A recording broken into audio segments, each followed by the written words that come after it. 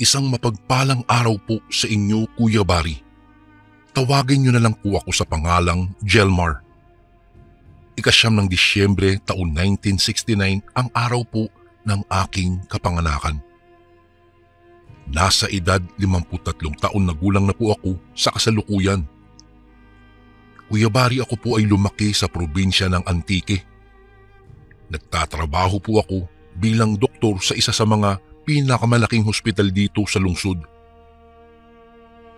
Pamilyadong tao na rin po ako sa kasalukuyan at naninirahan ang pamilya ko ngayon sa lungsod ng Maynila.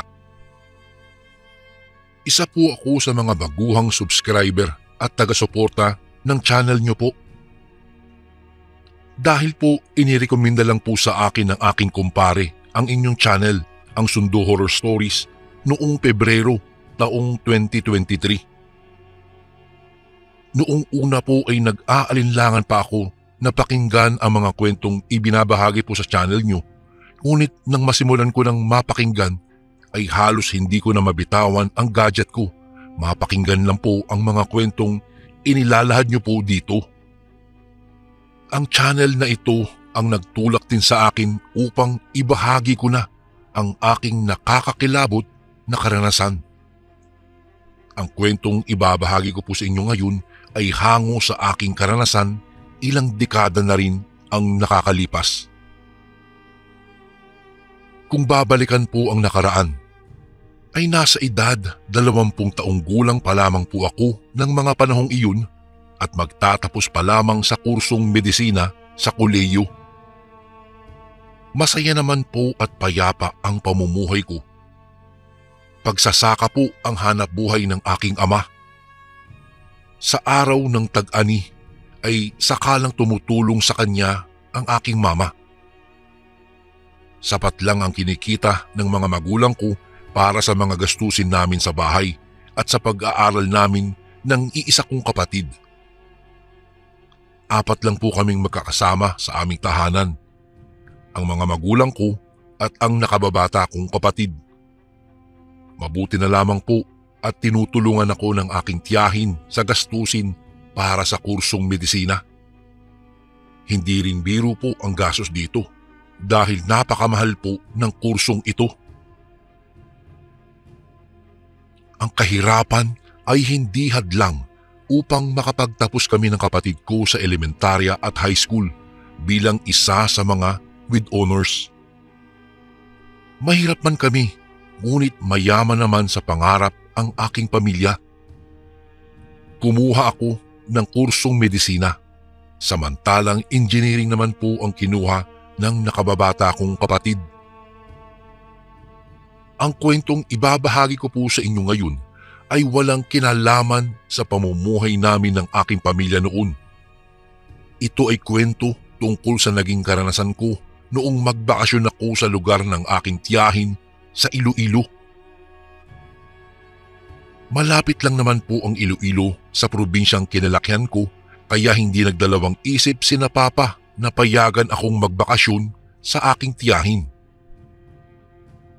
Nag-iisa na lamang sa buhay ang aking tiyahin, Kuya Barry. Siya nga po pala, itago niyo na lang po siya sa pangalan na Tia Monica. Noong mga panahong iyon ay nasa edad 42 taong gulang na siya. Nakababatang kapatid siya ng aking ama. Hindi po nakapagtapos ng high school si Tia dahil maaga po itong nabuntis. Sa pagkakaalam ko ay nasa 13 anyos pa lamang siya noon nang mabuntis ito ng kanyang kasintahan. Ngunit nang malaman nito na nabuntis siya, tinakasan siya ng responsibilidad ng lalaki. Tinakwil at pinalaya si Tia Monica ng kanyang mga magulang. Nang dahil sa labis na pighati at kalungkutan, ay nalaglagan si Tia. Bigla siyang naglaho hanggang sa mabalitaan na lamang ni Papa na nasa Iloilo na ito at doon nagsimulang bumalik ang kanilang komunikasyon. Balik po tayo sa kwento. Noong makarating ako sa Iloilo, ay si Tia Monica pa ang nagsundo sa akin sa babaan sa bus. Hindi na kami dumaan sa kung saan-saan pa dahil kaagad kaming dumiretso sa tinitirhan nito. Sumakay kami sa tricycle dahil may kalayuan sa city ang lugar na tinitirhan ni Tia Monica. Kung ilalarawan ko ang mga dinaanan namin ng mga panahong iyon, ay halos mga punong kahoy ang nakikita ko sa paligid.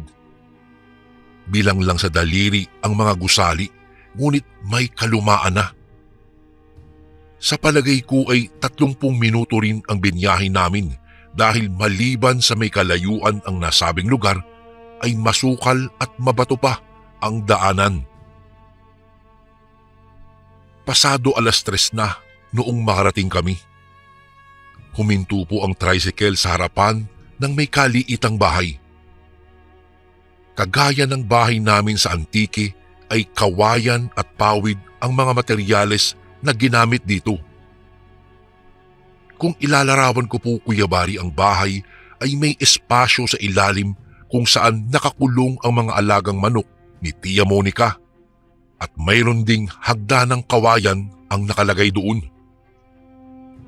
Kaagad na nagbayad si Tia Monica kay Manong driver. Tinulungan pa niya ako sa pagbubuhat ng mga bagaheng daladala ko bago na unang umakyat sa loob ng kanilang bahay.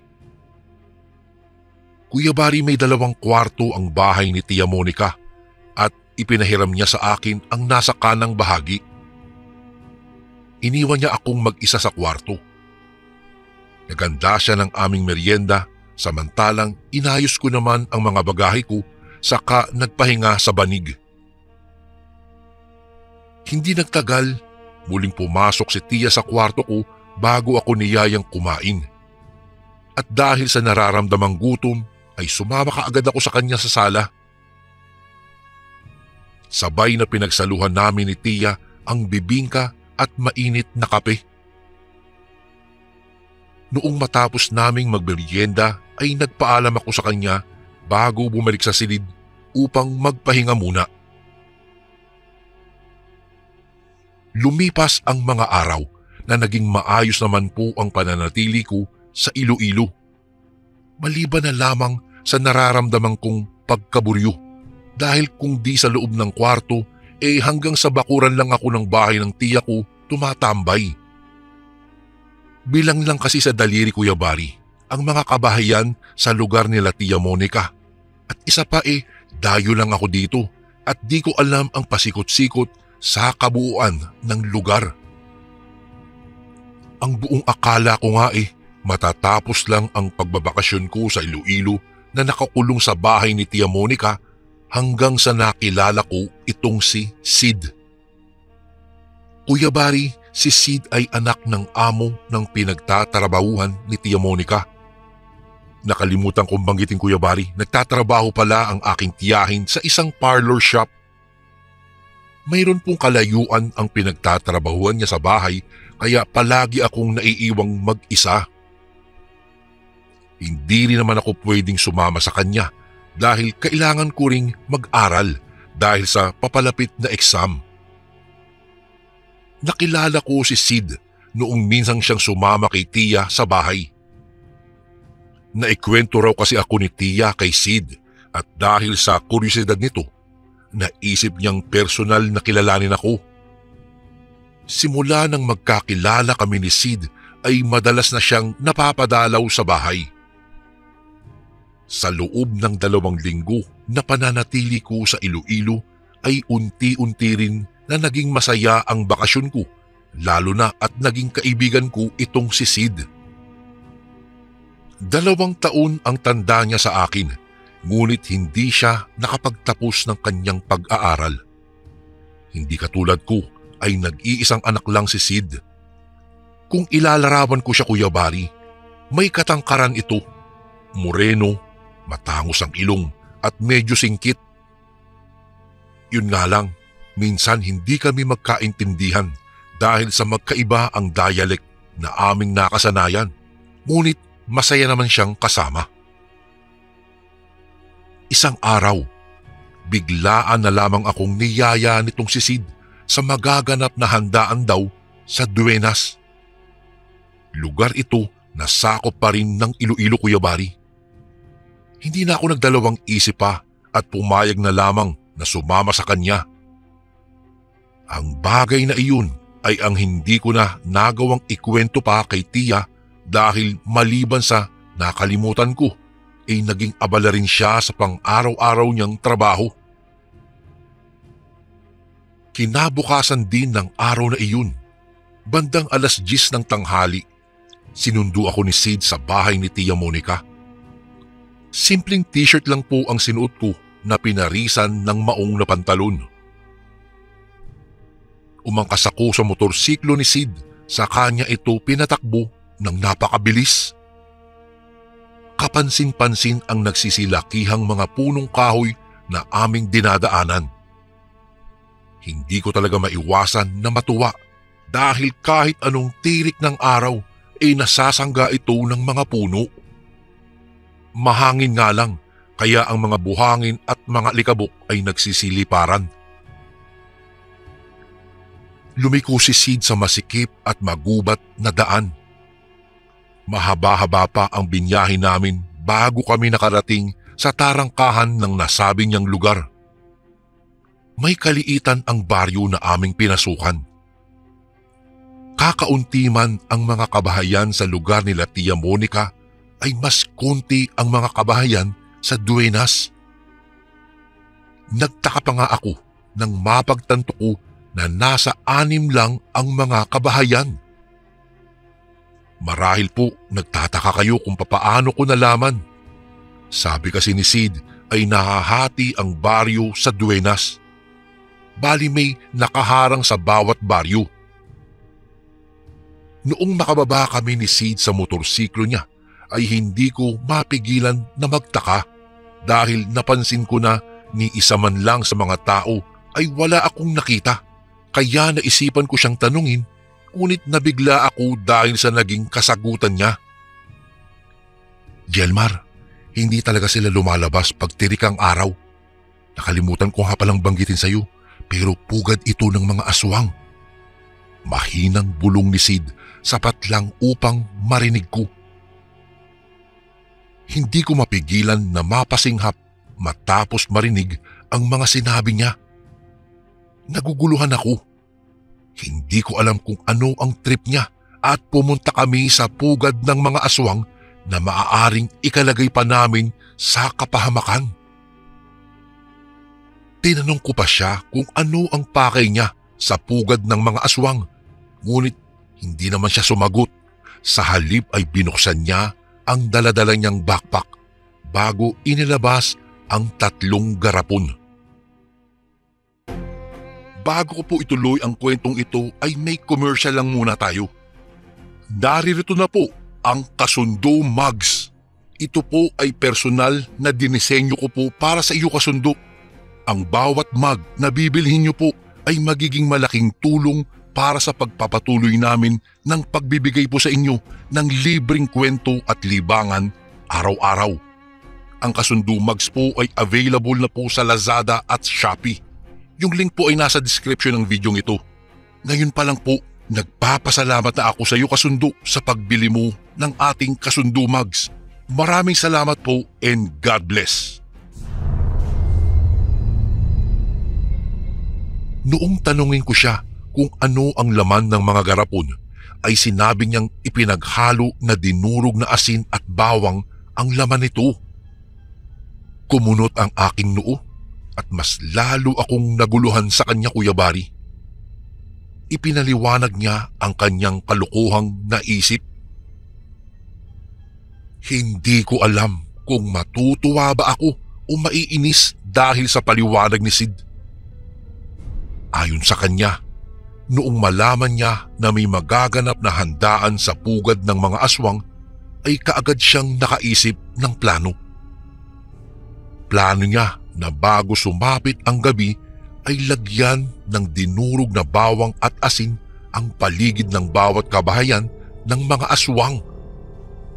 Noong una ay hindi pa ako sumang-ayon sa plano niya dahil baka gumanti sa amin ang mga aswang.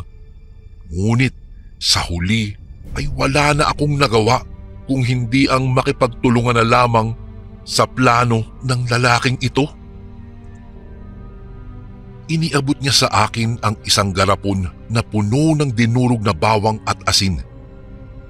Kagaya ng kanyang plano, sinabuyan ko ng asin ang bawat labas ng kabahayan ng mga aswang. 2 lang kuyabari ang nasabuyan ko, samantalang siya ang gumawa ng natirang 4. Tinapunan ko rin ang bubungan at maging sa bintana banda ng mga bahay. Hindi ko alam kung tulog pa ba ang mga aswang sa loob o nakikiramdam lang sila, pero wala talaga akong nakitang lumabas man lang upang silipin kung ano ang nangyayari. Mabilis ang bawat kilos ko, kaya mabilis din akong natapos. Noong matapos sa kalokohang ginagawa, ay iniabot pa sa akin ni Sid ang buntot ng pagi na hindi ko man lang napansin kaagad. Nagtaka pa ako bago iyon kinuha sa kanya. Ang sabi niya, mag-aabang daw kami sa maaaring mangyari. Hihintayin daw namin ang mga asbo sa mahaba nilang pagkakatulog. Kuya Bari, ayon kay Sid, ang asbo ay isa sa mga uri ng aswang. Sila ang mga nilalang na may magagandang lahi kapag nasaan yung tao, ngunit may mga buntot kapag naging aswang na ito. Ang mga asbo raw ay natutulog maghapon, ngunit walang ulo. Sa di ko maintindihang dahilan, labag man sa kalooban ko, sumunod na lamang ako sa plano ni Sid. Itinago niya ang kanyang motorsiklo sa isang lilim ng puno ng mangga. Naghintay pa kami ng ilang oras at noong kumagat na ang dilim ay kaagad kaming nagtago sa malagong damuhan saka nakiramdam sa paligid. Bawat pagpatak ng segundo ay hindi ko inalis ang aking paningin sa kabahayan ng mga aswang. Nagkataon pa na kabilugan ang buwan, kung kaya kahit papaano ay naaanigan ko pa rin ang kapaligiran. Mahigpit na napahawak ako sa buntot ng pagi nang makarinig ako ng alulong na nagmula sa kabahayan ng mga aswang. Maya-maya'y tumahimik. Tanging tunog lang ng mga kulisap ang tanging narinig ko, ngunit maya-maya lang ay sunod-sunod na kaluskos ang aking narinig at ingay na nagmula sa mga bahay ng aswang. Hindi ko man alam kung ano ang mga nangyayari sa loob, ngunit ramdam na ramdam ko na mukhang nagagalit sila dahil sa ginawa naming pagtapon ng mga pangontra sa labas ng kanilang mga bahay. Ilang saglit pa, narinig ko ang paghalughog nila sa loob ng mga kabahayan bago tuluyan na nasira ang dingding at inilabas nito ang galit sa anyo ng mga aswang. Kung ilalarawan ko ang kanilang anyo, Kuya Bari, may buntot ang mga ito. Pulang-pula ang mga mata at matutulis ang mga ngipin at maging ang kanilang mga kuko. Bakas ang galit sa kanilang mukha bago sila gumawa ng isang pabilog. Nagmanman pa sila sa paligid bago sumagawa ng kakaibang ingay. Nang dahil sa narinig at nasaksihan, ay mas lalong napahigpit ang pagkakahawak ko sa buntot ng pagi, lalo na nang mapasulyap ang isa sa kanila sa malagong damuhan kung saan kami nakatago at nakasilip ni Sid. Pinagpawisan ako ng malapot at tuluyan akong napalabas mula sa kinatataguan nang makitang tumakbo sila papunta sa aming tinataguan. Nilakasan ko ang loob ko sa kahinanda ang sarili sa maaaring mangyari. Narinig ko pa ang sunod-sunod na pagmumura at pagtawa ni Sid na ikinailing-iling ko. Bahagyang iniangat ko ang hawak kong buntot pagi bago pabalang na hinampas sa ere nang aakmang lalapit na sana ang isang aswang. Ganoon din ang ginawa ni Sid, Kuya Bari. Napatayo rin siya at napasandal sa aking likuran. Pinatalas ko lalo ang aking pakiramdam nang palibutan kami ng mga asbo. Kapansin-pansin na nanghihina na rin naman ang mga ito dahil sa unang pasabog na aming ginawa sa pamamagitan ng paglalagay ng anumang pangontra sa labas ng kanilang mga bahay. Kahit natatakot man, hindi ko mapigilan na lihim na mapangisi dahil kahit papaano ay may pag-asa pa rin kaming manalo laban sa kabila. Tiningnan ko sila, binilang, bali 13 silang lahat. 5 kababaihan, 6 na kalalakihan at 2 maliliit na asbo. Namamawis na rin ako dahil sa paraan ng pagtingin nila sa amin. Gumawa pa sila ng kakaibang ingay bago kami tuluyan na inatake. Sa kanilang pag-atake ay sinigurado ko na hindi sila makakalapit. Hinampas ko sa ere ang hawak kong buntot ng pagi. Natamaan ang iilan sa kanila kaya ipinagpatuloy ko ang aking ginagawa at sa palagay ko ay ganun din si Sid na nasa likuran ko. Nagkahiwalay kami ni Sid, Kuya Bari. Napasigaw pa siya bago sabay namin na inatake ang mga asbo. Bawat asbo na aakmang lalapit sa akin ay pinaghahampas ko ng buntot pagi na ikinaungol ng mga ito. Ginamit ko na rin ang aking kamao at paa. Nakipagpalitan ako ng suntok, sipa at hampas sa kanila na kanila namang nilabanan pabalik. May iilan pa na tuluyang nakalapit sa akin at kinalmot ang damit ko, ngunit kaagad ko ring pinagsusuntok at pinagsisipa. Hindi po ako sanay sa pakikipag-away, Kuya Bari, ngunit nang dahil sa sitwasyon ko ay lumabas tuloy ang kakaibang lakas ko. Iniangat ko sa ere muli ang buntot ng pagi. Pinaikot-ikot ko ito ng ilang beses bago pinaghahampas ang mga asbo. Napasigaw pa nga si Sid na may papalapit na asbo sa aking likuran, kaya mabilis akong napaharap dito saka siya malakas na hinampas sa braso at katawan na ikinaungol ng asbo. Tumagal pa ang madugong labanan namin ni Sid sa pagitan ng mga aswang. Pawis na ako. Napahingal ako dahil sa sobrang pagod at unti-unting pagbawas ng lakas ko. Napatingin pa ako sa mga iilang mga asbo na nakatayo ngunit sugatan. Kalahati rin sa kanila ang tuluyan na napabagsak namin ni Sid. Naramdaman ko ang paghaplos ng malamig na hangin sa aking mukha na siyang nagpalaglag sa aking pawis sa noo. Pinunasan ko ang aking noo bago tuluyan na hinubad ang suot kong damit at doon ko lang napagtanto na gusot-gusot na rin pala ito. Narinig ko pa ang pagtawa ng kaibigan ko sa aking likuran bago siya nagbigay ng senyales na tapusin na namin ang laban. Noong maramdaman ng mga asbo ang aming paggalaw, ay mabilis din silang umatake pabalik. Nababaka sa mukha ng mga ito ang sobrang galit, ngunit bakas din ang kanilang panghihina. Sa huling laban, ginamit ko ang natitira ko pang lakas sa pag-aatake pabalik sa mga asbo. Nang dahil sa wala na akong suot na damit, ay nakalmot pa ng isa sa kanila ng 2 beses ang aking dibdib. Muli kong iniangat sa ere ang hawak kong buntot pagi.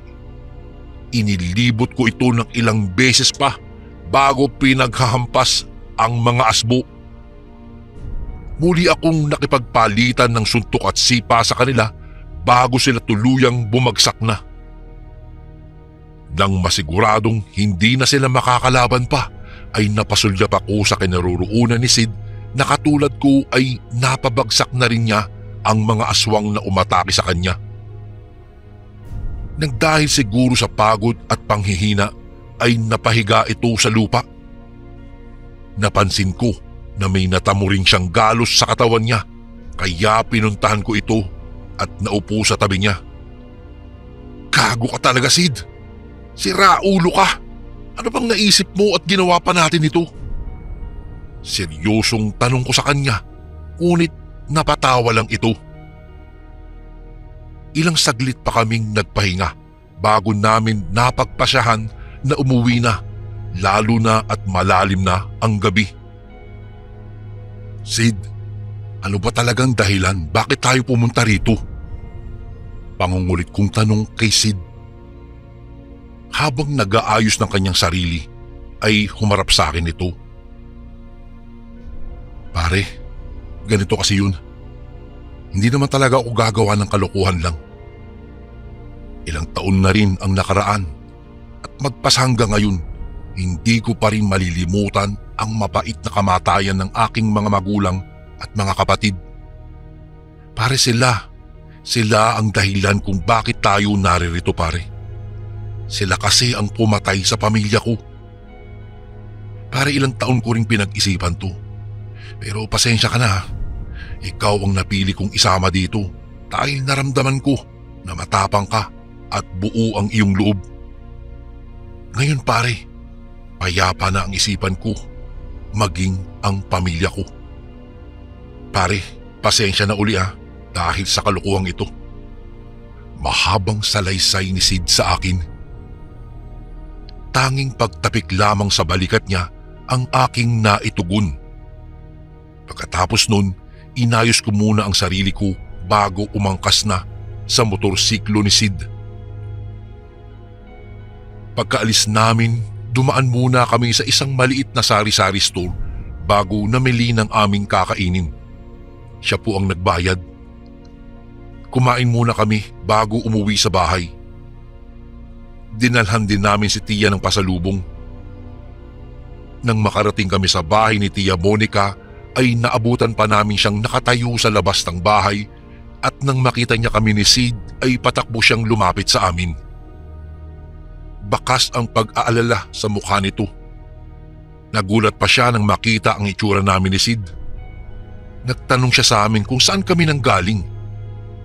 Iniabot ko muna sa kanya ang tinapay na binili namin ni Sid bago kami pumasok sa loob. Ikinuwento ko sa kanya ang buong pangyayari na ikinabigla niya.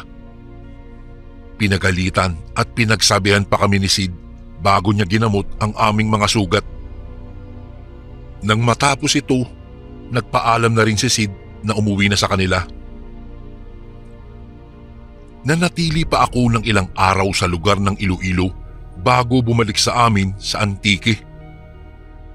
Bago pa ako umalis ay namasyal pa kami nila Sid at Tia Monica sa Iloilo City.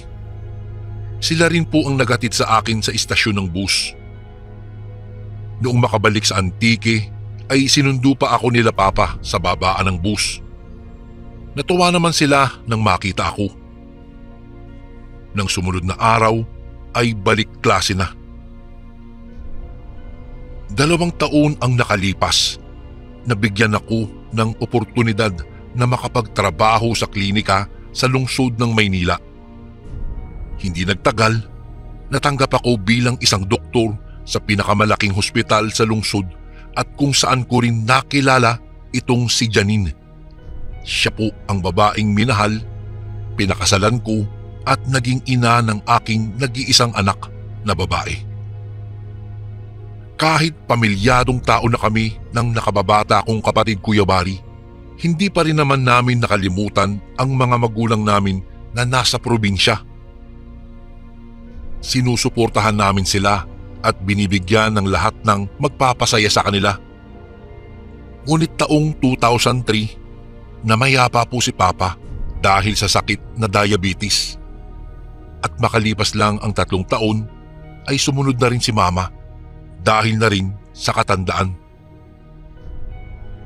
Tungkol naman kay Sid, ang huling binalita ni Tia Monica sa akin tungkol sa kanya ay lumipad ito sa bansang Amerika at maliban doon, wala na kaming nabalitaan tungkol sa kanyang kalagayan, ngunit kung saan man siya naroon ngayon, alam kong masayang masaya siya at payapa na ang kanyang isipan. Magkalayuman kami ni Sid, Kuya Bari, ngunit ang mga alaalang nakaraan ay patuloy na mananatili sa aking isipan, lalo na ang karanasan namin sa pakikipaglaban sa pugad ng mga aswang. Hanggang dito na lang po ang aking kwento, Kuya Bari, at maraming salamat po kung sakaling mabasa niyo po ito sa mga darating na araw. Lubos na gumagalang, Jelmar.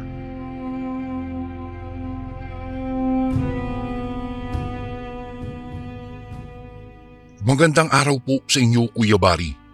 Ako nga po pala si Arnold. Isa po akong dating gwardiya. Gusto ko po sanang ipakiusap sa inyo na naway huwag akong husgahan sa lahat ng mga bagay na ginawa ko po noon. Nangyari lang naman po ito dahil sa kahirapan. Palagi po akong binubuli dahil mahirap lang daw ako. Dahil hindi ko na matiis ang sama ng mga sinasabi sa akin ng aking kapitbahay, napatay ko po siya. Tumakas ako dahil natatakot ako sa aking ginawa. Kaya ako napadpad sa Maynila dahil umaasa akong mabubura sa kaalaman at alaala ng mga tao ang aking kasalanan. Hindi ko naman sinasadya ang mga ito dahil nadala lang po ako ng matinding galit. Nagsilbing kanlungan ng aking sama ng loob ang simbahan. Gumagaan kasi ang aking pakiramdam. Ganito talaga ang nararamdaman ko kapag nakakapaglabas ako ng hinaing sa kanya. Kay hirap pala ang wala kang mapagsabihan ng mga saloobin. Mahirap ang walang kaibigan. May pamilya naman po ako, ngunit wala naman akong halaga sa kanila. Dahil sa ginawa kong pagpatay, ay itinakwil nila ako at sila pa ang nagtawag ng pulis upang ipahuli ako. Kaya naman, nakasanayan ko na din ang magsolo na lamang. Mas maganda ang mag-isa at walang kasama. Walang nakikialam sa mga desisyon ko at walang kumukontrol sa akin. Walang nakakakita sa mga mali ko na sa bawat sandali ay palagi na lang napapansin.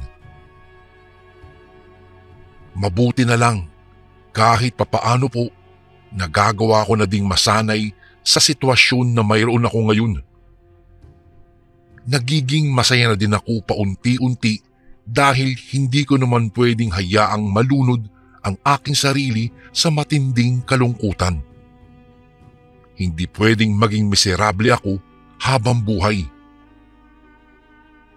Isang araw, matiwasay akong nagmamaneho ng hapong iyon gamit ang aking motor nang may pumarang isang lalaki sa akin. Balisa ito at animoy natataranta. Humingi siya ng tulong na ikanapreno ko. Kinuha ko ang aking paboritong baril na paggamit ng opisina sa aking bulsa at ikinasa bago bumaba, ngunit sinalubong ako ng lalaki. Anya, wag na daw akong bumaba dahil masyadong delikado. Kinabahan ako at napatingin sa paligid. Madilim at mukhang nasa parting masukal na ng kagubatan pa kami. Ang mas nakahihindik pa, tila may mga naririnig akong hindi magagandang tunog na labis kong ikinatakot. Ngunit sa halip na magpadala sa tensyon, naisip kong tulungan ang lalaki. Hindi biro ang mapunta sa sitwasyon kagaya ng sa kanya Kaya sinabi ko sa kanya na wag nang magsayang ng oras at umangkas na sa aking motorsiklo. Hindi naman po nagmatigas pa ang lalaki at sumampa kaagad siya bago pa man kami mahuli ng mga taong humahabol sa lalaki. Pinarangkada ko kaagad ang aking motorsiklo papalayo. Habang bumabiyahe, nararamdaman ko na tila may nagmamatyag sa akin.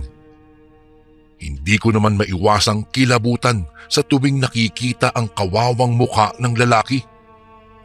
Mukhang matindi ang dinanas itong hirap dahil puno siya ng sugat at mga pasa. Halatang parang napagkatuwaan. Hindi ko tuloy maiwasang maalala ang nakaraan ko.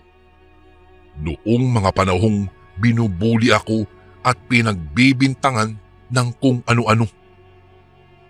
Kuya Barry, sobrang sakit ng aking loob na kahit gusto ko mang depensahan ang sarili ko ay hindi ko magawa. Dinala ko sa pinakamalapit na ospital ang lalaki. Dahil naaawa ko sa kanya, hindi ko siya iniwan at inasikaso sa pagamutan. Mabuti na lang, hindi naman siya nawala ng malay at nakikipag-usap pa sa akin. Siya nga pala, nagpakilala siya bilang si Taloy, isang manggagapas. Binugbog raw siya ng mga taong humahabol sa amin kanina dahil galit na galit ang mga ito sa kanya. Ang dahilan, pinagbibintangang mangkukulam ang kanyang ama. Tinanong ko naman si Taloy kung totoo ba naman ang sinasabi ng mga tao, ngunit mariin niya itong itinanggi. Anya, ang totoo niyan ay mangtatawas lamang ang kanyang ama. Isang albularyo na tumutulong sa lahat ng mga nangangailangan kapag may mga nabibiktima ng barang, kulam, nagustuhan ng mga engkanto o sinaniban ng mga elemento. Sadyang marumi lang daw talaga mag-isip ang mga tao sa kanilang lugar kaya madalas silang sinasaktan at kung minsan pa nga pinagnanakawan pa. Mga mahalagang bagay kagaya ng kanilang bigas at ulam ang kadalasang ninanakaw ng mga ito o kung minsan pa sa pilitang kinukuha labag man sa kanilang kagustuhan. Matapos kong marinig ang mga iyon, sabi ko sa kanya na pwede siyang magpalipas ng gabi sa aking munting tahanan. Hindi naman nalalayo ang aking bahay sa kanilang baryo. Kailangan niya kasing magpahinga at pwede ko naman siyang ihatid sa kanila bukas. Nagpaunlak si Taloy at nagpasalamat. Anya, hindi niya akalaing may mga tao pa raw na kagaya ko na likas na maawain at walang ibang ginawa kung hindi ang tumulong sa kapwa. Gusto kong tumawa. Hindi naman niya ako personal na kilala kaya wala siyang alam sa aking nakaraan.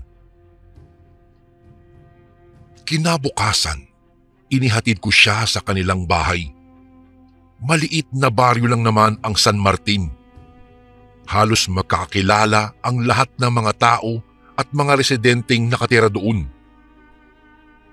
Kagaya ng aking inaasahan, sa isang maliit na bahay nakatira ang mag-ama. Sa bungad pa lang ng kanilang tahanan, nakikita ko na ang kanyang ama na nag-aabang kay Taloy at halata sa mukha ang matinding pag-aalala. Nagmano siya sa kanyang ama at ako man ay bumati din. Ipinaalam ko sa kanya ang nangyari na labis niyang ikinalungkot. Matagal na daw nilang problema ang nasabing mga kalalakihan doon sa kanilang lugar. Wala na itong ibang ginawa kung hindi ang pagtawanan at kutyain ang klase ng pamumuhay na mayroon sila. Kagaya ngayon, maaga pa lang, ngunit may 3 na namang kalalakihan ang nakaabang sa labas ng bahay ni Taloy. Sisipol-sipol ang mga ito na animoy may gagawin na namang masama sa mag-ama. Hindi ako nakatiis at nilabas ko sila. Sa lahat ng pinakaayaw ko po, Kuya Bari, ay ang kinakawawa ang mga taong hindi naman abusado at walang ibang ginawa kung hindi ang tumulong sa kapwa.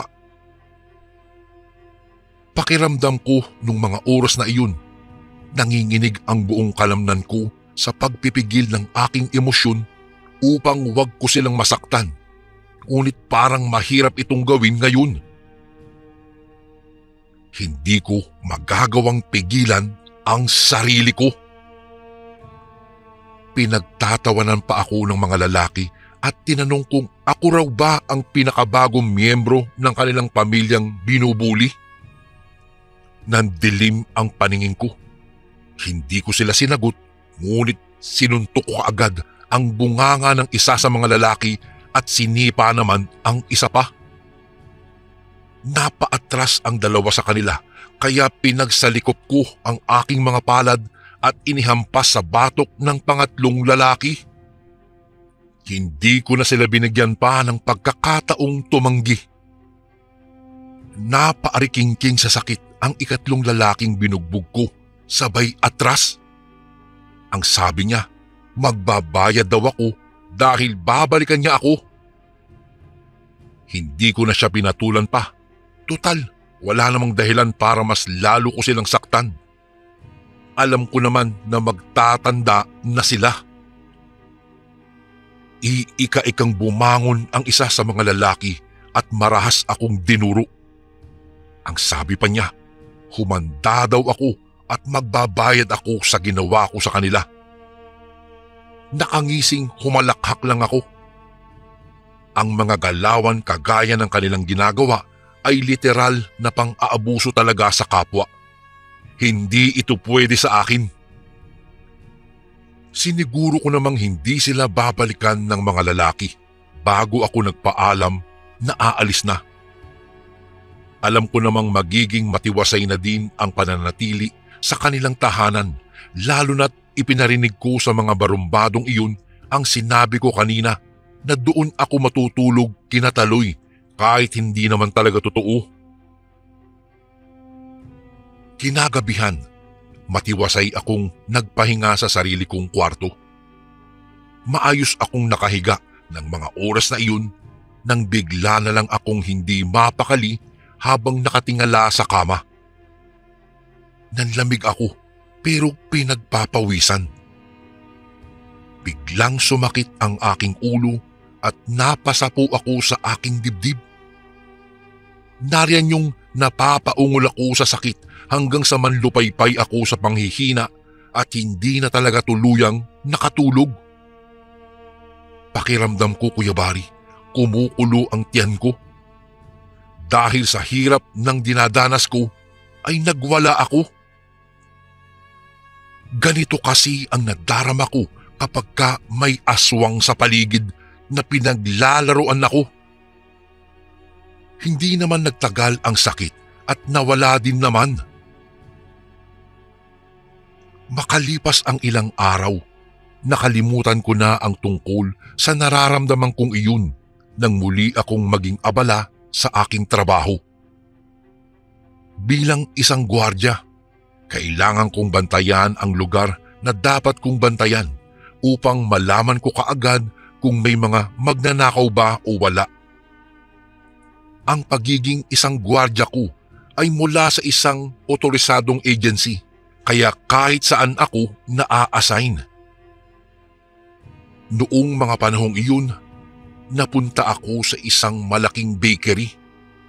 May kainan na din ito at yari sa salamin ang pintuan at dingding na parang fast food chain. Bago ko po ituloy ang kwentong ito ay may commercial lang muna tayo. Naririto na po ang Kasundo Mugs. Ito po ay personal na dinisenyo ko po para sa iyo, kasundo. Ang bawat mug na bibilhin niyo po ay magiging malaking tulong para sa pagpapatuloy namin ng pagbibigay po sa inyo ng libreng kwento at libangan araw-araw. Ang Kasundumags po ay available na po sa Lazada at Shopee. Yung link po ay nasa description ng video ito. Ngayon pa lang po, nagpapasalamat na ako sa iyo Kasundo sa pagbili mo ng ating Kasundumags. Maraming salamat po and God bless. Nakatayo lang ako sa pintuan noon habang ginagawa ang trabaho ko nang may mahagip ang aking mga mata sa tapat ng kalsada. Ang pamilyar na mukha ng 3 lalaking binugbog ko sa harapan ng bahay ni Nataloy noong 1 linggo. Hindi ko alam kung ano ba ang ginagawa ng 3 lalaking iyon, ngunit nasisiguro kong ako ang kanilang sadya.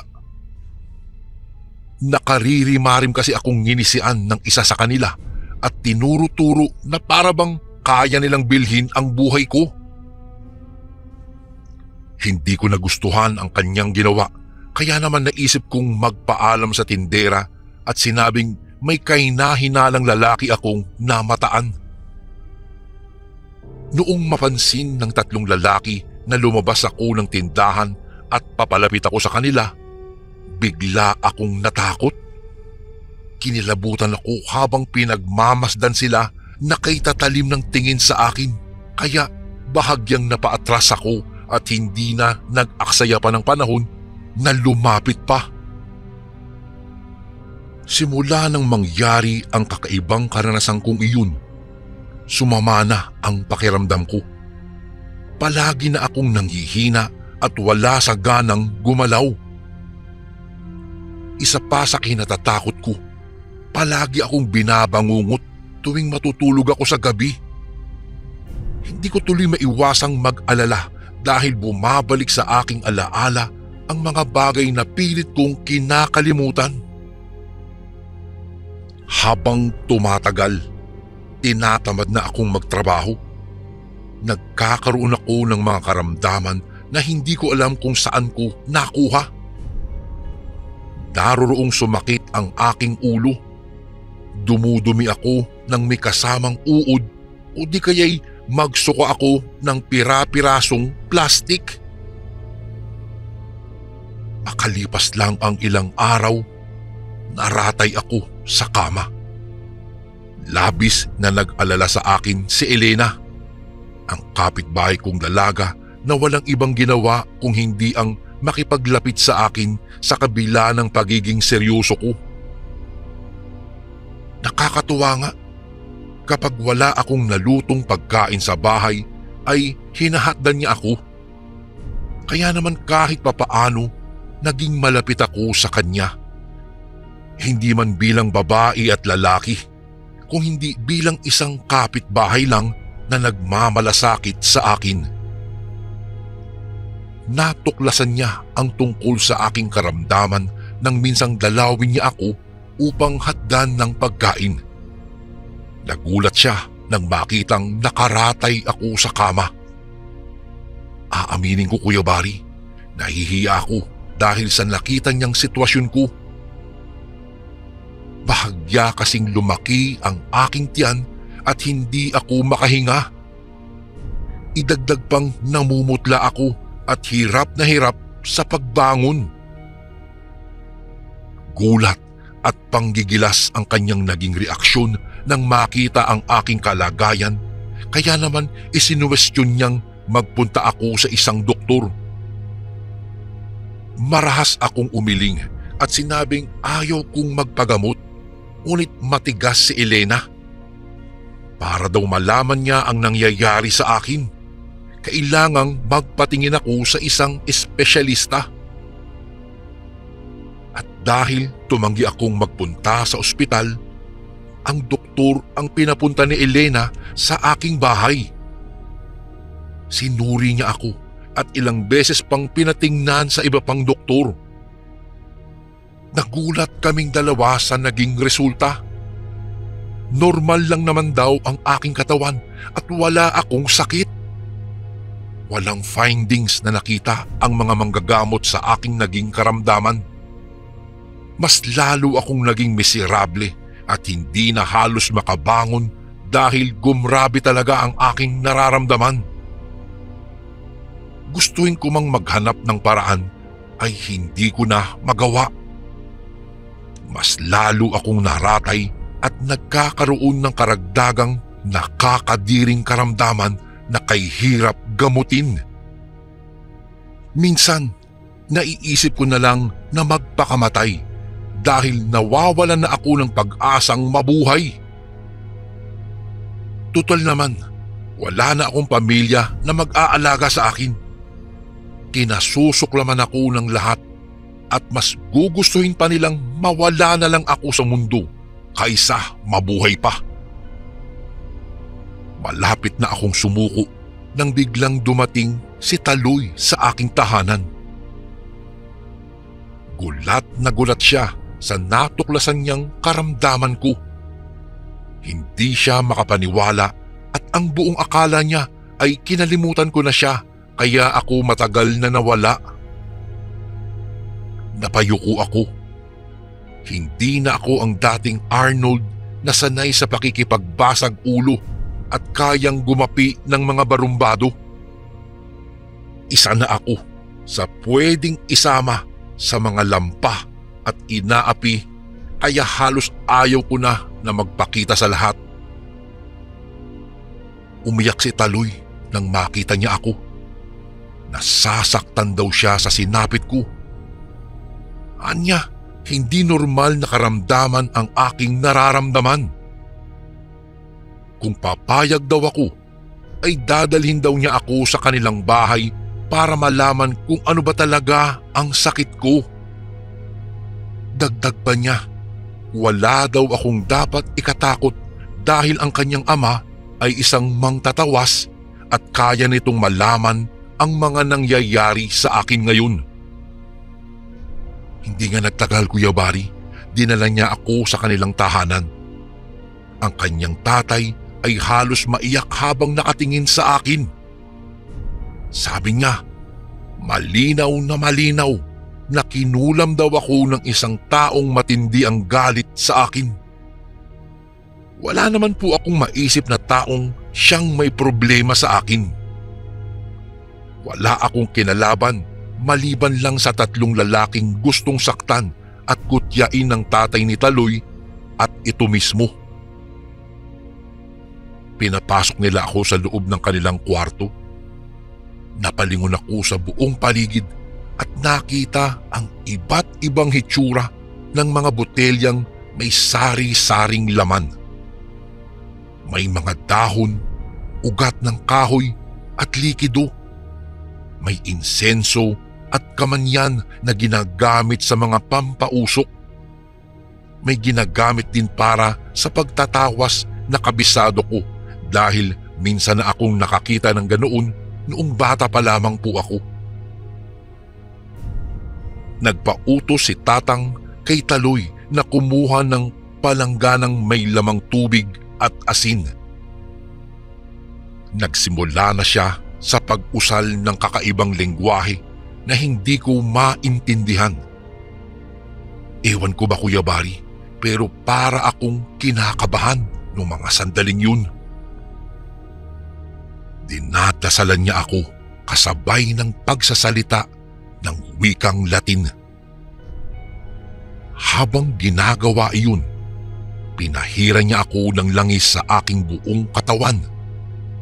Hindi ko alam kung bakit pakiramdam ko gumagaan ang aking katawan sa bawat paghagod niya ng langis sa aking balat. Maya-maya lang, hinawakan niya ang aking hinlalaki at bigla akong sinigawan. Napairi ako sa labis na sakit pero hindi ko maintindihan kung bakit iba ang katagang lumalabas sa aking bibig. Tila may ibang boses na lumalabas sa aking bibig na labis kong ikinasindak. Ilang saglit lang, nagpatak ng sinindihang kandila si Tatang sa isang planggana. Hindi ko alam kung ano ang gagawin niya dahil nagkatinginan sila ni Taloy nang makitang may figurang nabuo sa tubig. Ayon kay Tatang, kinulam daw ako. Hindi ako makapaniwala na may mga tao pa palang kukulam sa akin. Para kasing hindi ko naman kayang isipin na may mga taong malalim ang galit sa akin para magawa akong bigyan ng karamdaman na hindi ko napaghandaan. Mangiyak-ngiyak na tinanong ko si Tatang kung sino ang kumulam sa akin. Sabi niya, isang lalaking may matinding galit sa akin ang gumawa noon at nagawa akong paglaruan sa pamamagitan ng paggamit ng manika habang pinapasakan ng mga insekto ang katawan nito. Bawat insekto ay may kaakibat na karamdaman na hatid, kagaya ng paglaki ng aking tiyan, pamumula ng aking balat at pagsusok ako ng may kasamang plastik. Ginamitan ako ng orasyon ni Tatang para tuluyang gumaling na mula sa aking sakit. Hindi naman nagtagal, tuluyang lumiit ang aking tiyan at nawala na ang kung anumang mga kakatuwang sakit sa aking balat. Nagawa ni Tatang na tawasin ako at ibalik sa kumulam sa akin ang karamdamang ibinigay niya sa akin. Hindi nagtagal, napag-alaman ko ang gumawa pala noon ay ang lalaking binugbog ko noong kinukutya si Nataloy at ang kanyang ama. Kaya naman imbes na gantihan ko siya, ay pinigilan ko na lamang ang aking sarili. Marahil, kailangan ko nang magbago at iwasan ang makapanakit ng iba.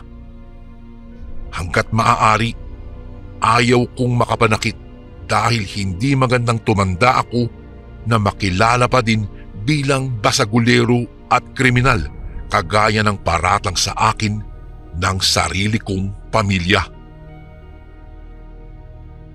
Sa ngayon po, Kuya Bari, nasa tahanan na ako ni Tatang. Sila na ang nagsilbing pamilya ko at wala na akong mahihiling pa dahil nawalan man ako ng pag-asa para makipaglapit sa aking tunay na mga kadugo ay magagawa ko pa ding makapagpasaya sa pamamagitan ng pakikipagpamilya ko kina Tatang at Taloy.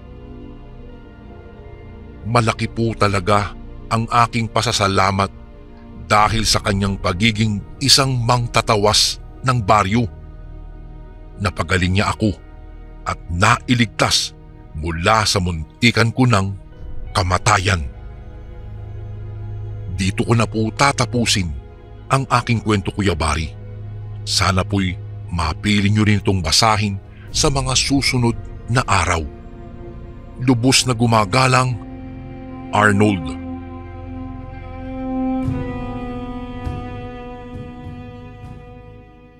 Magandang araw po sa inyo, Kuya Bari. Nais ko lamang ibahagi itong kwentong ito na nangyari po sa akin dito po sa probinsya ng Quezon. Magpapakilala po muna ako. Kuya Bari, ako po si Raul at nakatira dito nga po sa probinsya ng Quezon.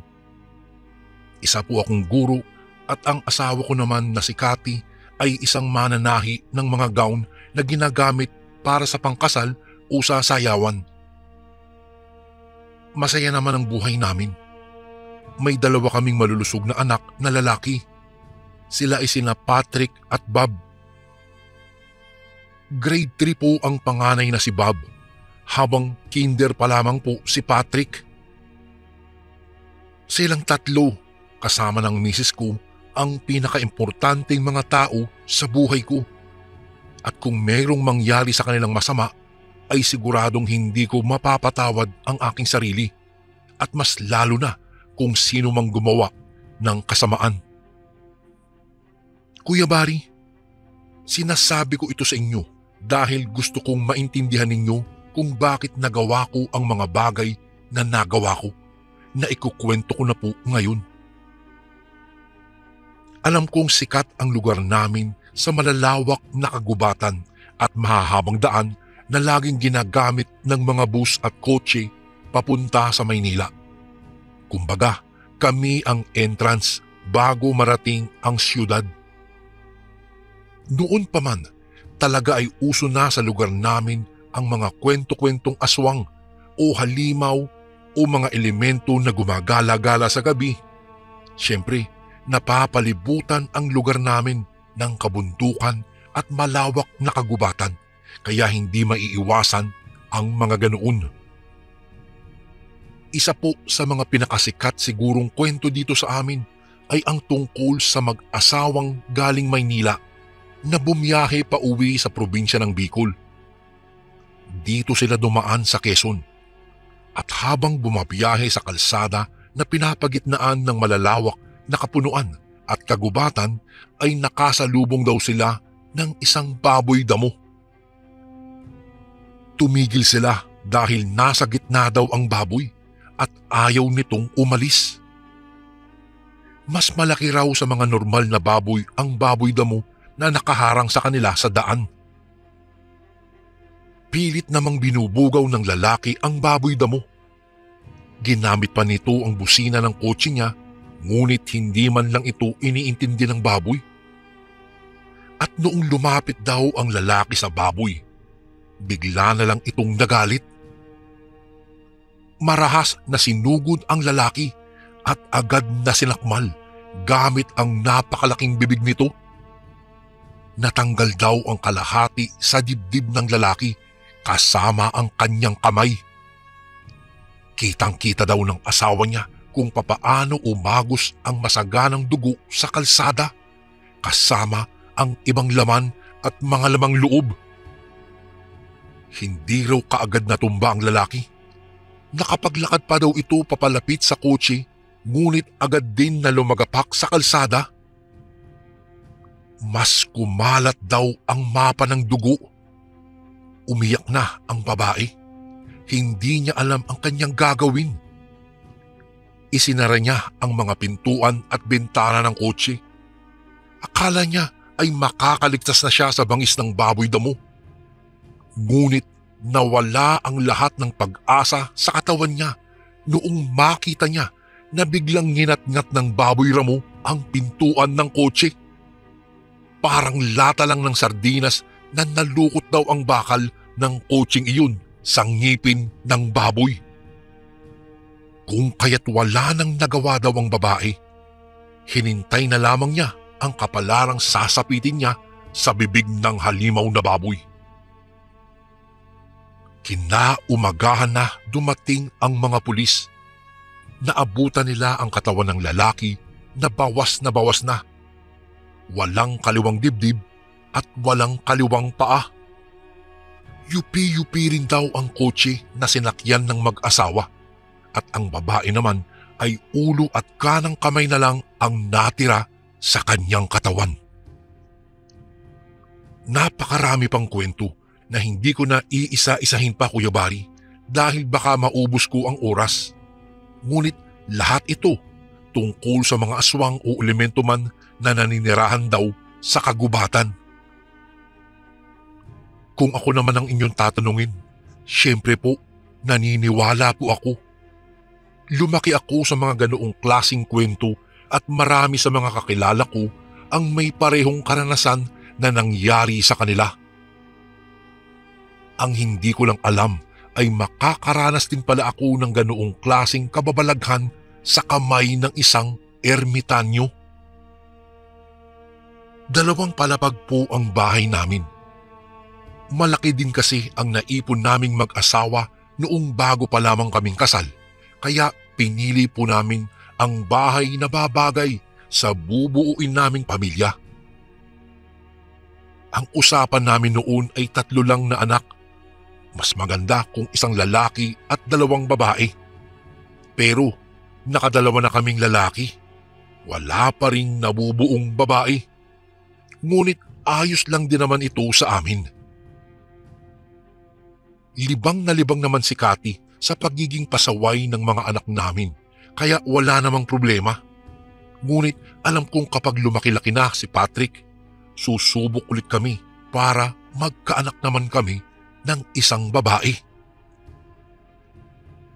Madalas po akong makipag-inuman sa mga kapitbahay na lalaki. Makakalapit din kasi ang mga bahay namin, Kuya Bari, kaya tuwing Biyernes ng gabi, kapag galing sa trabaho ay magkukumpul-kumpulan na kami sa kung kaninong bahay at mag-iinuman siyempre. Payag naman po ang aking butihing asawa. Mas mabuti na raw na dito lang sa malapit kami mag-inuman kaysa lumabas sa mga bar o ano pang lugar na maraming tukso sa mga tulad namin. Nagkakasiyahan na sa kwentuhan.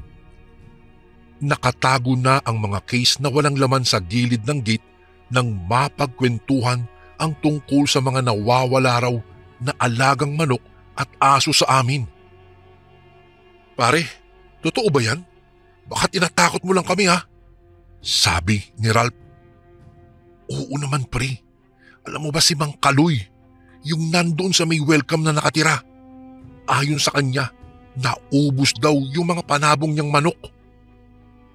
Bali, 5 tandang din daw iyon. Mga pambato talaga sa sabong kaya iniisip niya na baka ninakaw upang ibenta. Wika naman ni King. Lumagok ng isang baso si Kaloy bago ito nagsalita. Hindi lang manok pre. Alam niyo ba, yung mga pusang alaga ng matandang retirado doon sa may balikuran, nawawala rin daw. Pero may nakuha siyang katawan galing sa kanal. Isa raw yun sa mga pusa niya. Alam niyo, kalahati na lang daw ang katawan nun. Parang kinagat ng kung anong hayop kaya nawawala ang puwitan at paa ng pusa. Ganun ba? Hindi kaya adik ang may gawa nun? Ano namang hayop ang kakain sa pusa? Leon? Buhaya? Wala namang ganyan dito sa atin pre. Wika ulit ni Ralph. Ay nako, alam mo bang kahit adik kahit adik hindi gagawa ng ganyan. Yung mga manok siguro ninakaw, pero yung mga pusa pre, ano kaya nangyari doon? Tanong ko naman sa kanila. Saglit na natahimik kaming lahat. Alam namin na hindi normal ang mga ganoong pangyayari sa lugar namin. Ay nga pala, may ikakwento pala ako bago tayo matapos. Wika ni King. Asus, baka tungkol na naman yan doon sa lagi mong kinikwentong katrabaho mo. Wika ko sa kanya. Nagtawanan kaming lahat. Hindi yun pre. Seryoso nga. Eto na, noong isang araw, pauwi ako galing trabaho. Gabi na yun pre, sobrang dilim ng paligid.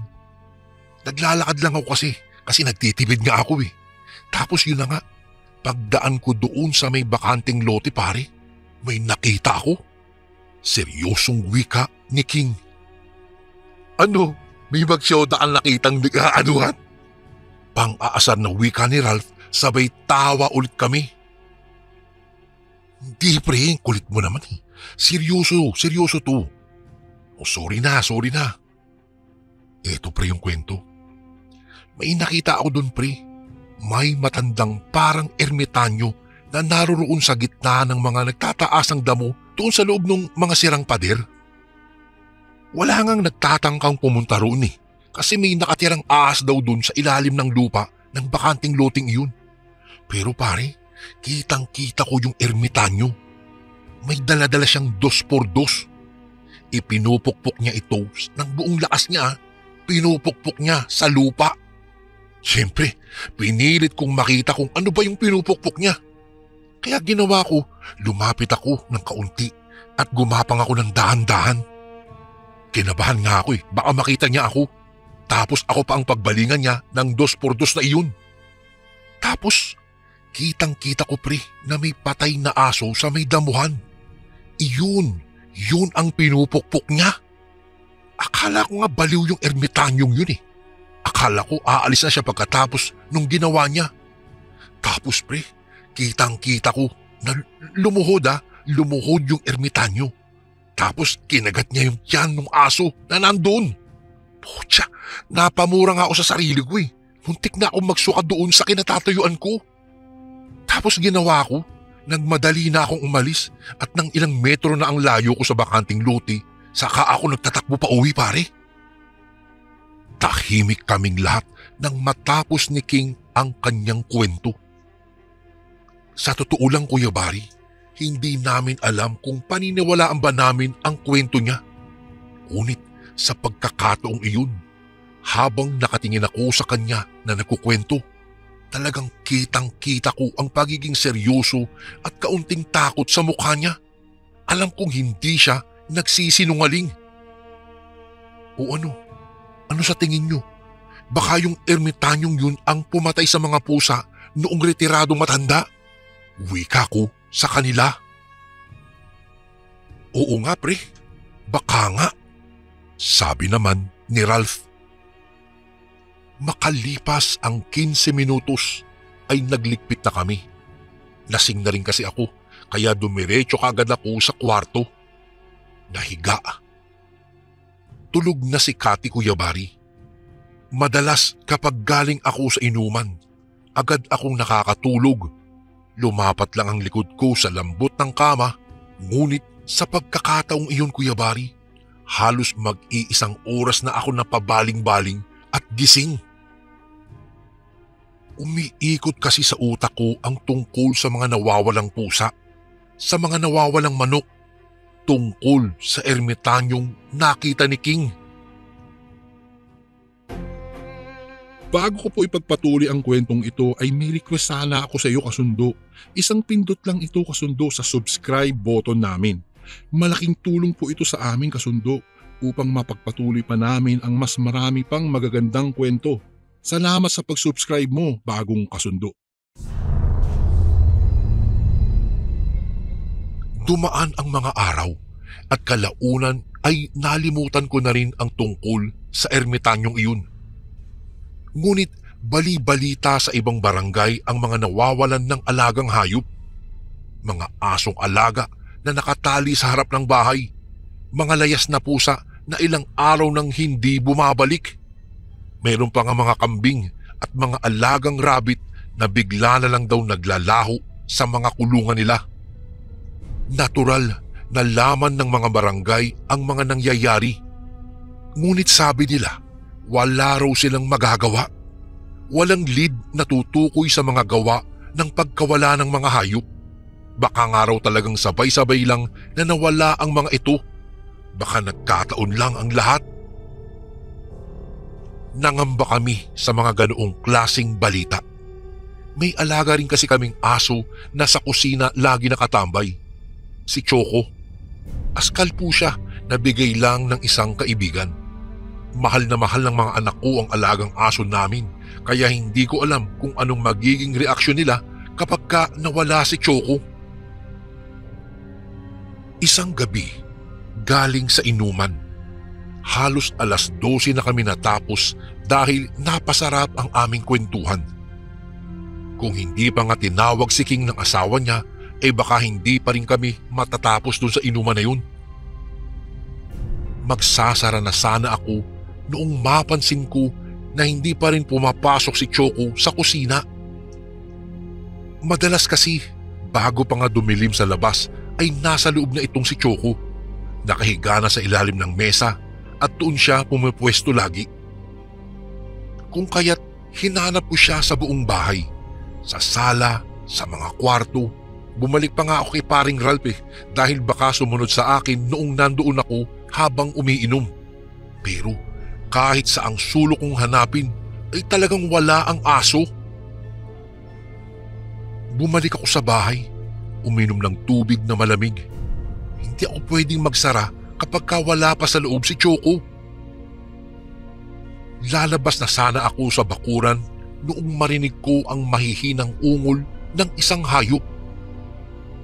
Dahan-dahan akong naglakad sa gilid ng mga halamanan sa likod bahay.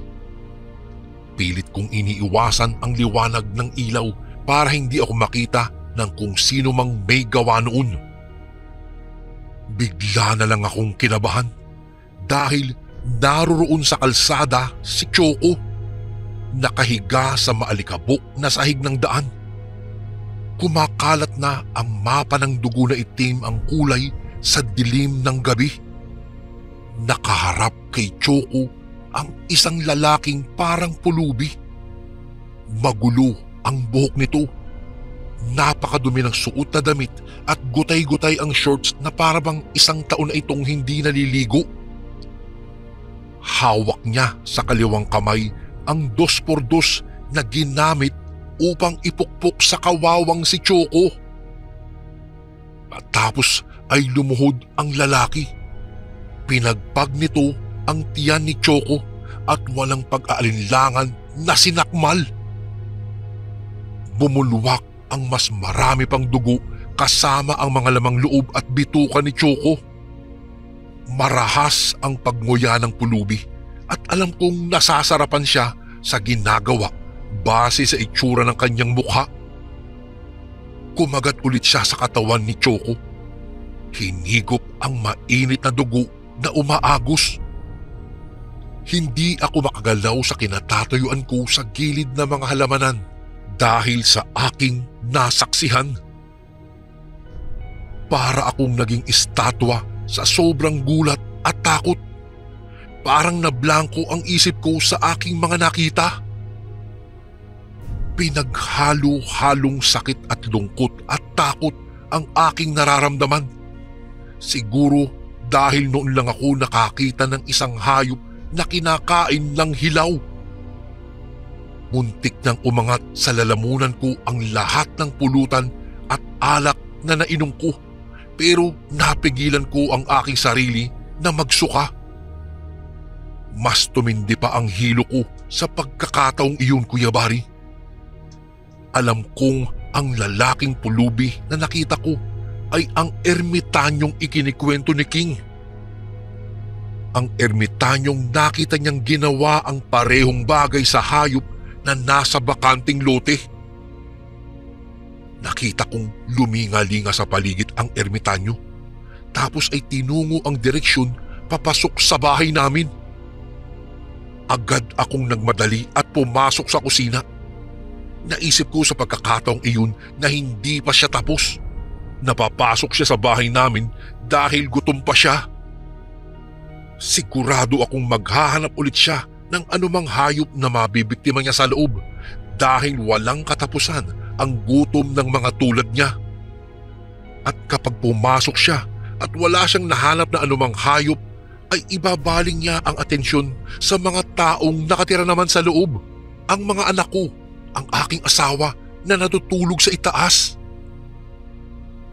At sa oras na makaakyat ang ermitanyo, ay gagawin niya rin ang mga ginawa niya kay Choco sa pamilya ko. Tiyak kong bubutasin ang tiyan nilang lahat. Lalamutakin ang mga lamang loob at bituka na makukuha sa katawan at pagkatapos ay hihigupin na parang vampira ang dugo.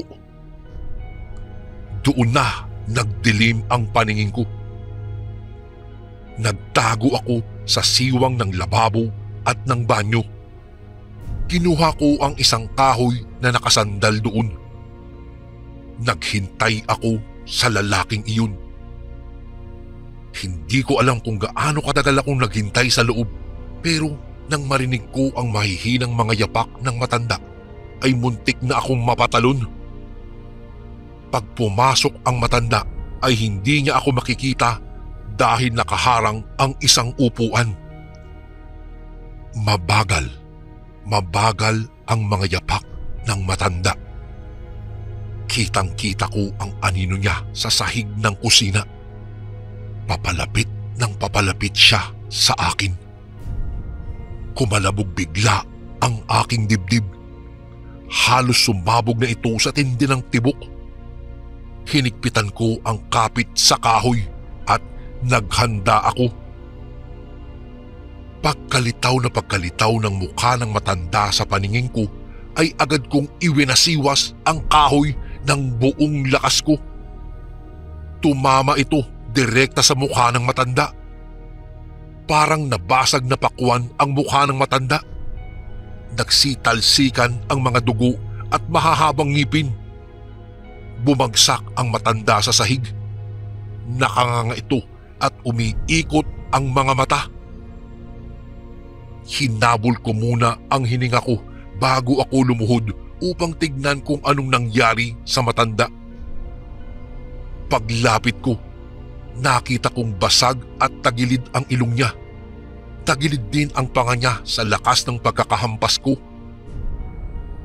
Doon ko lang napagtanto ang totoong itsura ng ermitanyo. Hindi naman pala siya ganoon katanda. Nagmukha lang siyang matanda dahil sa dumi ng itsura niya at sa dami ng buhok niya sa mukha. Matalas ang mga ngipin niya at ang ilan sa mga ito ay nahulog na sa sahig kasama ang ilang bilog ng dugo. Umaagos mula sa bibig niya ang pinaghalo-halong laway at dugo na naiipon sa sahig. Noon ko lang din napansin, Kuya Bari, ang matinding amoy ng matanda. Ewan ko, para siyang buhay na taong nabubulok na ang katawan. Tumayo ako saglit at lumabas upang tumawag ng barangay. Sakto naman na may naglilibot na tanod at mabilis kong tinawag ang mga ito. Noong ipinakita ko sa kanila ang ermitanyo ay nagulat silang lahat. Buti raw ay hindi ako napahamak sa ginawa ko. Ikinuwento ko rin sa kanila ang nakita ko bago pumasok ang ermitanyo sa loob ng bahay namin. At ikinuwento ko na rin ang mga bagay na nakita ni King noon sa bakanting lote. Kuya Bari, hindi po namatay ang ermitanyo. Bagkus ito ay nawalan lang siguro ng malay. Dinala nila ang ermitanyo sa police station. Matapos akong hingan ng pahayag, tinanong ko ang isa sa mga pulis kung anong mangyayari doon sa ermitanyo. Sa iyo ko lang ito sasabihin dahil ikaw naman ang nakahuli sa kanya. Matagal na namin siyang hinahanap. Yang ermitanyong yan, mula pa sa ibang barangay ay marami nang nagrereklamo tungkol sa mga nawawala nilang hayop. At natuklasan namin dahil sa isang witness na isang lalaking pulubi ang may gawa ng mga karumal-dumal na pagpatay sa mga hayop. Hindi ko alam kung saan siya ikukulong. Ang alam lang namin ay ang NBI mismo ang nagre-request na sila na ang bahala sa kustodya ng ermitanyo. Mahabang salaysay ng pulis. Ngunit paalis na sana siya, ngunit humabol pa ako ng isang tanong. Sir, may tatanong sana ako . Anong klaseng nilalang po ba ang ermitanyong yun? Imposibleng normal lang siyang tao, di ba?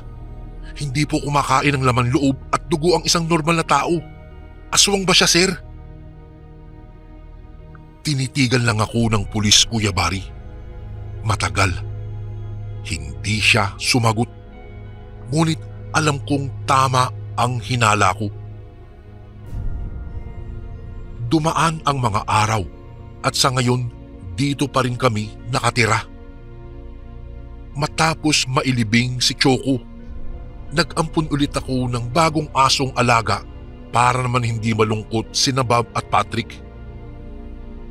Tuwang-tuwa naman sila sa nakitang daladala kong maliit na tuta na kulay puti. Kuya Bari, sa totoo lang, hindi ko na nalaman pa kung ano bang nangyari sa pulubi na nahuli, kung ano ang ginawa sa kanya ng gobyerno. Sa inuman, laging sinasabi ni King na siguradong pinag-e-eksperimentohan daw iyon ng mga doktor sa ospital.